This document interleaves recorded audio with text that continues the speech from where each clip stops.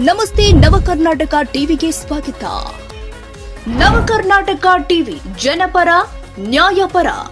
ನೀವಿನ್ನ ನಮ್ಮ channel subscribe ಮಾಡಿಲ್ಲ ಅಂದ್ರೆ ಈ ಕೂಡಲೇ ಲೈಕ್ ಮಾಡಿ, ಶೇರ್ ಮಾಡಿ, ಸಬ್ಸ್ಕ್ರೈಬ್ ಮಾಡಿ, ತಪ್ಪದೆ ಬೆಲ್ ಐಕಾನ್ ಕ್ಲಿಕ್ ಮಾಡಿ. ರಾಜ್ಯ ರಾಜಕಾರಣದಲ್ಲಿ ನಡೆಯುತ್ತಿರುವ ಬದಲಾವಣೆಗಳು ಹಾಗೂ ಮುಂಬರುವ ಸ್ಥಳೀಯ ಸಂಸ್ಥೆಗಳ ಚುನಾವಣೆಗಳ ಹಿನ್ನೆಲೆ ಚಿಕ್ಕನಾಯಕನಹಳ್ಳಿ ಕ್ಷೇತ್ರದ ಅಭಿವೃದ್ಧಿ ಮತ್ತು ಪಕ್ಷದ ಬಲವರ್ಧನೆಗಾಗಿ ಪ್ರಮುಖ ನಾಯಕರಿಗೆ ಸೂಕ್ತ ಸ್ಥಾನಮಾನ ಕೊಡಬೇಕು ಅಂತ ಹುಳಿಯಾರು ಪಟ್ಟಣ ಪಂಚಾಯಿತಿ ನಾಮನಿರ್ದೇಶಿತ ಸದಸ್ಯ ಹಾಗೂ ಬ್ಲಾಕ್ ಕಾಂಗ್ರೆಸ್ ಪ್ರಧಾನ ಕಾರ್ಯದರ್ಶಿ ಸೈಯದನ್ನೂರ್ ಫಕ್ರುದ್ದೀನ್ ಆಗ್ರಹ ಮಾಡಿದ್ದಾರೆ.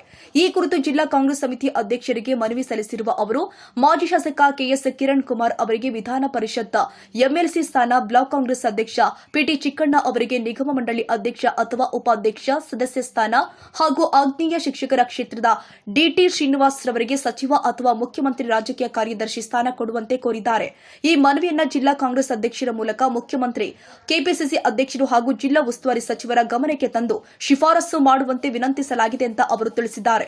ಕ್ಷೇತ್ರದಲ್ಲಿ ಪಕ್ಷದ ಸಂಘಟನೆಯನ್ನ ಮತ್ತಷ್ಟು ಬಲಪಡಿಸುವ ನಿಟ್ಟಿನಲ್ಲಿ ಈ ನೇಮಕಾತಿಗಳು ಸಹಕಾರಿಯಾಗಲಿದ್ದು 2028ರ ವಿಧಾನಸಭಾ ಚುನಾವಣೆಯಲ್ಲಿ ಕಾಂಗ್ರೆಸ್ ಪಕ್ಷವನ್ನ ಇನ್ನಷ್ಟು ಬಲಿಷ್ಠಗೊಳಿಸಲು ನೆರವಾಗಲಿದೆ ಎಂದು ಸೈಯದನ್ನೂರ್ ಫಕ್ರುದ್ದೀನ್ ಅಭಿಪ್ರಾಯಪಟ್ಟಿದ್ದಾರೆ.